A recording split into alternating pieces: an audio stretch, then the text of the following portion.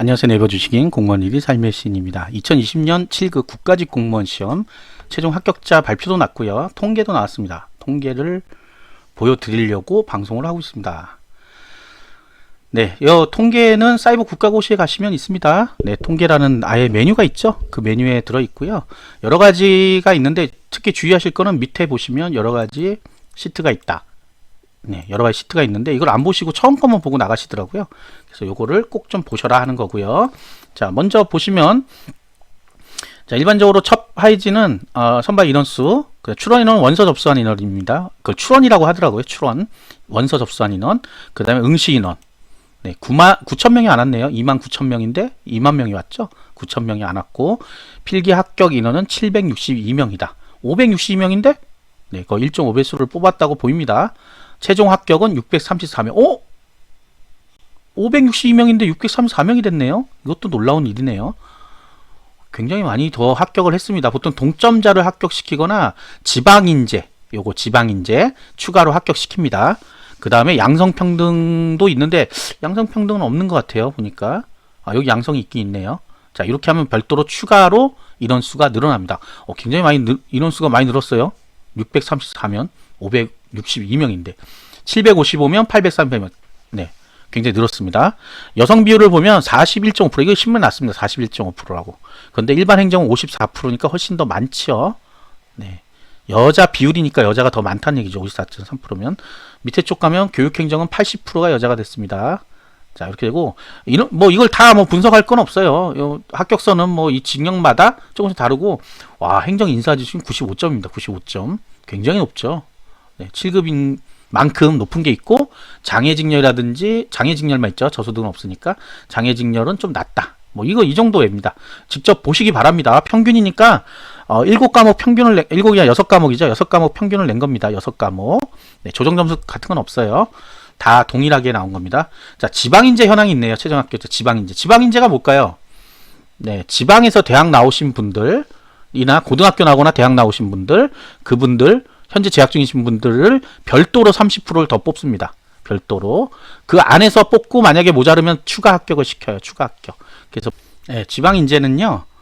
보니까 당초 합격 예정 인원의 30% 맞는데 요거 제가 이해한 건 맞는데 적용 단위가 추가 합격 상한이 있네요. 5% 이내까지만 되네요.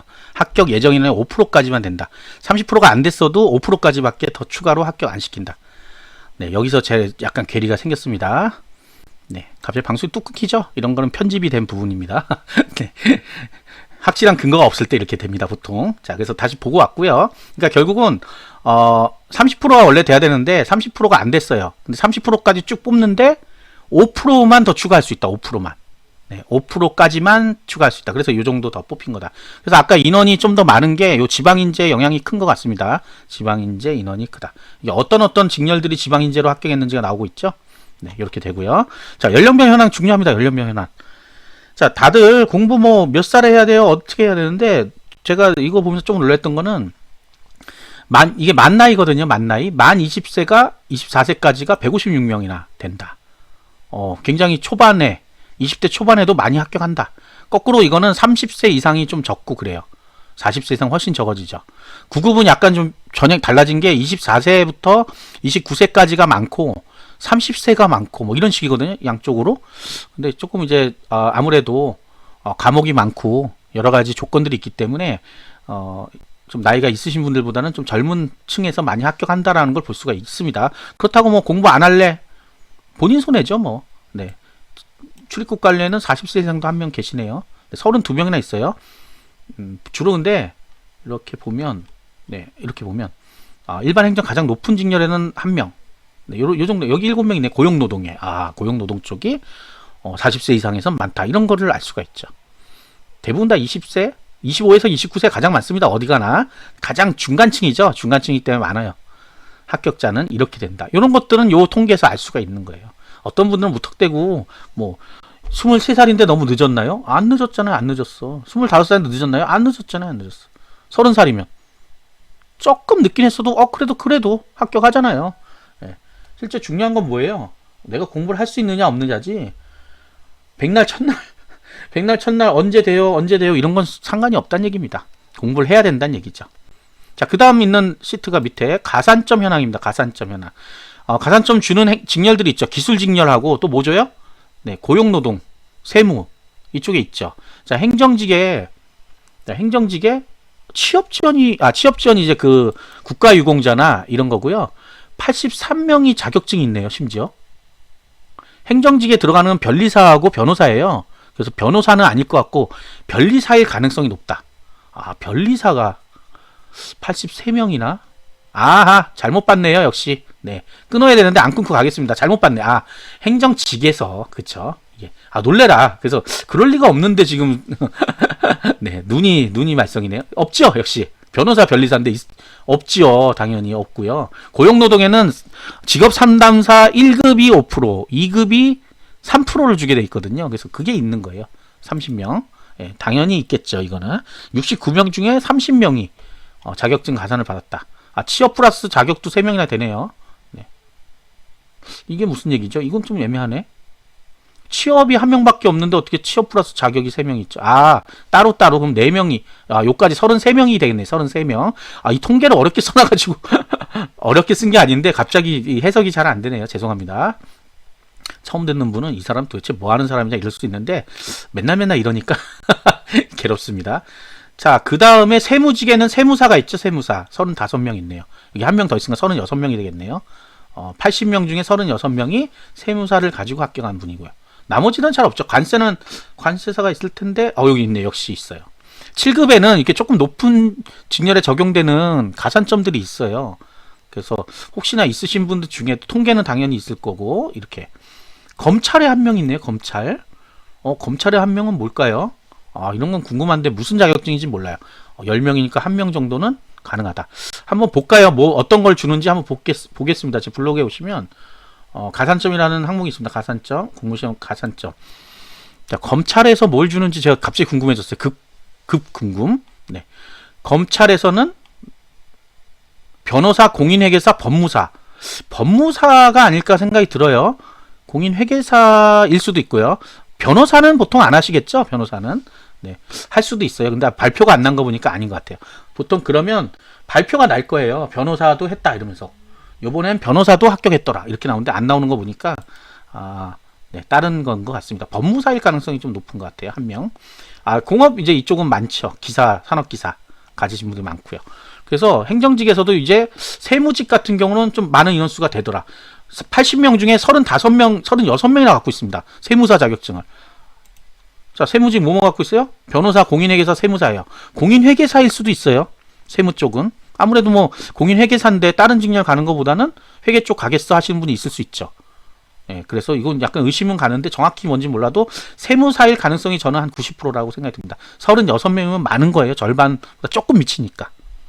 7급 보실 분은 생각을 좀 해보셔야 되겠습니다. 어쨌든 5%만 하더라도 평균 5점이 높은 거예요. 평균 5점.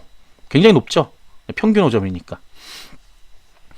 자, 그 다음에 필기시험 성적 분포. 자, 봅시다. 과락자 봅시다. 과락자. 네, 과락자가 11,958명입니다. 절반이 넘어요.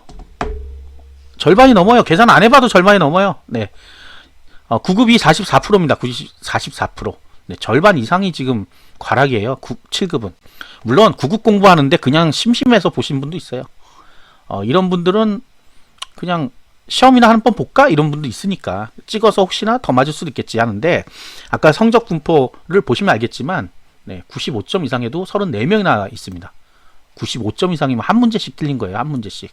네, 마지노선이 한 문제씩이라고요. 5점씩이니까. 굉장히 높은 점수잖아요.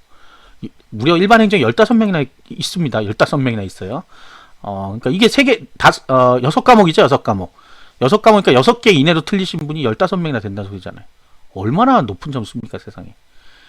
그리고 이제 90에서 95도 139명이나 했다. 일반 행정에서. 정말 많죠. 네. 그 다음에 85, 아깝게 떨어지시는 분들 있죠. 지금 아까 일반 행정만 보면, 몇 점이었죠? 네, 합격선이 88점이었어요. 88점. 그럼 88점이면 여기에서 이제 커트가 되는 거네요. 네, 여기에서 커트가 됐네요. 88점을 보다 조금 더 밑에 있어도 떨어진다. 나머지는요. 다 안녕이죠, 안녕. 여기는 다 안녕이에요. 여기 뭐예요? 60점 정도. 이분들은 원래 합격할 수 없는 분들이에요. 경쟁률에서 빼야 됩니다. 몇 명이에요? 400명에다가 500명 정도네요. 500명 정도. 아, 500이 아니지. 700에다가 800. 예, 여기 65점까지 하면 800에다가 한 1200, 300명이네요. 1200, 300명. 계산했어요. 1200, 300명. 뭘 보고 싶어요? 얼마나 많이 필요 없는 인원인가 볼 수 있죠. 예, 2만 명 중에 1500명에다가 아까 50% 뺐죠. 50%. 예, 50%. 아이, 다 더했어야 되는데 또 계산 안 돼요. 자, 5000명. 5000명 기본 깔고 들어갔네. 이걸 못 봤네. 5000명에 5500에 1300이니까 6000, 7300 정도가 빠졌네. 7300.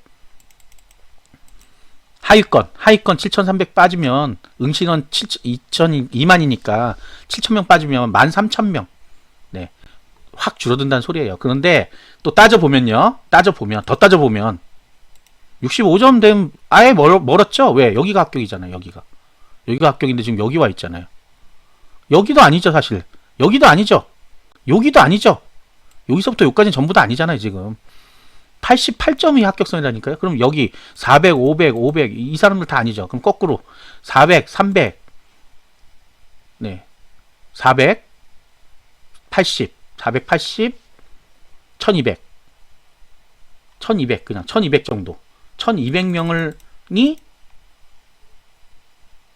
185명에 1200명. 9대 몇도 안 된다는 소리죠. 10대 1은 아니죠. 결국 뭐예요? 10대 1도 안 된다. 근데 9급은 7급은 놀라운 게 상위권에 많이 포진돼 있습니다. 정말로. 그러니까 7급은 공부하시는 분들이 많다. 9급은 그냥 아무렇게나 와서 아무렇게나 보시면 정말 많거든요. 그래서 합격하기가 오히려 9급이 쉬울 수도 있습니다. 왜? 이건 지금 상 쪽으로 많이 가 있잖아요. 80점 이상이 무려 470명이나 있다는 건 놀랍지 않아요? 700명에다가 800명, 거의 900명까지가 상위권에 있는 거예요. 80점 이상 보통 상위권을 보거든요. 우리가 굉장히 많은 분들이 가 있다. 고로 공부를 제대로 안 하시면 7급은 아예 힘들다. 어떤 분들 9급과 7급을 넘나들고 싶다 하시는 분도 계신데 쉽지 않습니다. 이렇게 합격선을 보면 알 수 있고 성적 분포를 보면 알 수 있어요. 정말 공부하는 사람들이 많더라. 왜? 7급은 정말 어려우니까 다들 공부를 하고 시작하는 거예요. 9급은 그냥 가서 운으로 찍어볼까 하고 오시는 분도 있어요. 그분들 물론 점수 60점 이상 나오기도 힘들어요. 근데 7급은 공부한 사람들이 더 많다. 잘 생각하셔야 됩니다. 어쨌든 잘 생각하셔가지고 무턱대고 지원했다가 몇 년을 고배를 맞으신 분 많아요. 과락이 절반 이상 나온다는 건 심각한 문제입니다. 사실은 어렵단 얘기죠. 어렵단 얘기예요. 한 과목이라도 과락 맞으면 무조건 떨어지거든요. 그나마 내년부터 이제 국가직 7급이 어떻게 바뀌냐 이미 여러 번 방송했습니다. 7급 1차 피셋으로 10배수 10배수란 게 뭐예요? 현재 15명이면 10배수는 150명만 일단 뽑는 거예요. 185명을 뽑으면 1850명을 먼저 뽑아요. 피셋으로. 그럼 여기 출원 인원 중에 응시인원 중에 1800명은 날라간 거예요. 1800명은 빼고는 나머지는 날라가는 거예요. 경쟁률이 10대 1이 되는 거죠. 무조건 2차 시험은. 2차 시험부터 10대 1이 되는 거예요. 그 중에 또 안 오는 사람 있을 거고 그 중에 가락자도 있습니다. 피셋은 잘하는데 나머지는 못하는 사람 또 있을 게 분명하니까요. 문항수가 4과목으로 바뀌면서 4과목이 되는 거죠. 피셋이 빠지니까 4과목 바뀌면서 25문항으로 늡니다. 25문항. 100분 동안 보게 되겠죠. 25문항이니까. 그만큼 문항수가 늘어나면 조금 더 세세한 것까지 나오겠다 하는 것도 있고요. 그래서 좀 복잡합니다. 근데 지방직은 그대로 국어가 들어있죠. 그래서 국어까지도 공부해야 된다. 지방직은. 이래저래 복잡하게 됐습니다. 내년부터. 2022년도는 국가직 9급이 5과목으로 딱 지정되면서 이제 9급, 7급을 다 할 수 있을까 이런 생각도 들어요. 그래서 이제 하나만 좀 제대로 하는 게 낫지 않냐 하는 생각도 듭니다. 제 개인적인 생각으로는. 7급도 발 담그고 9급도 발 담그고 뭐 이직열도 발 담그고 저직열도 발 담그면 22년도에는 완전 대혼란이에요. 대혼란. 이 자료는 사이버 국가고시 통계에 있다고 분명히 말씀을 드렸습니다. 사이버 국가고시는 고시.kr이죠. 한 번쯤 들어가서 보시는 게 좋을 것 같고요. 뭐 몇 년치를 합계를 낸다든지 이런 일은 안 하시는 게 좋습니다. 매번 시험 난이도가 달라요. 올해는 시험 난이도가 제가 듣기로는 좀 쉬었다고 알려져 있어요. 그걸 알 수 있는 게 88점이 나온 거 보면 알 수 있죠. 보통 80대 초반대가 나오면 일반적인 상황이에요. 70점대 나오면 완전 어려운 거예요. 정말 어려웠던 시험이 되는 거예요. 80점이 약간 기준이에요. 그래서 지방직도 마찬가지로 이 정도 점수는 89점, 뭐 88점 그래요. 지방직도 높아요. 예, 필기 합격서는 그렇고 실제 합격서는 이 185등까지니까 여기서는 여기서는 알 수 있죠. 185등까지가 어디까지인지. 거의 88점이니까 89점 정도는 합격했겠네요. 잘하면. 이렇게 해서 확인을 하는 겁니다. 그냥 막 확인하는 게 아니고요. 아시겠죠? 네, 구독과 좋아요 부탁드리겠습니다. 감사합니다.